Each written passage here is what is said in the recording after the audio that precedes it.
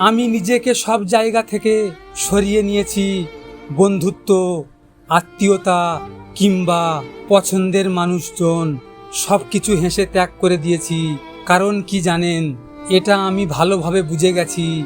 আজকালকার যুগে যার কাছে টাকা নেই তার কোনো মূল্য নেই। একটা কথা কি জানেন, ভালোবাসা সঠিক হলে বিবাহিত কিংবা এক বাচ্চার মাও কখনো বাধা হয় না।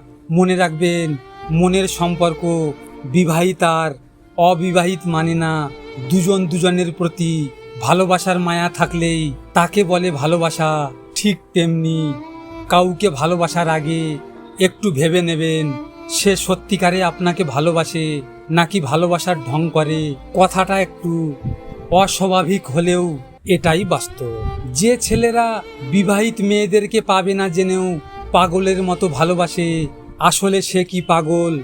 পাগল নয়। তাহলে বুঝে নেবেন সে তাকে সারা জীবন ভালোবাসে, তাকে আপন করার জন্য, তার দেহে ভোগ করার জন্য নয়। কারণ সব ছেলেরা বিবাহিত মেয়েদেরকে দেহের জন্য ভালোবাসে না। জানেন, একটি ছেলে একটি মেয়েকে খুব ভালোবাসতেন। একদিন মেয়েটি তার সাথে কোনো কারণ ছাড়াই তাকে ছেড়ে চলে যায়। তাই সে মনে মনে ভাবছে, আমি জানি না সে আমাকে ঠকিয়েছে কিনা, কিন্তু সে আমাকে অনেক মায়ায় জড়িয়ে চলে গেছে।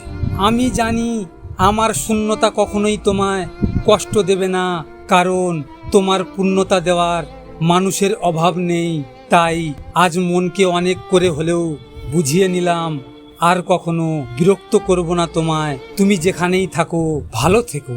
লজিক মোটিভেশনের পক্ষ থেকে আমি গোপাল। যদি আপনাদের সাথে এমন ঘটনা ঘটে থাকে তাহলে মন খারাপ করে থেকো না। সময়ের সাথে সাথে সব কিছু বদলে যায়। মনে রেখো, তোমার জন্য ভালো কেউ অপেক্ষা করে বসে রয়েছে।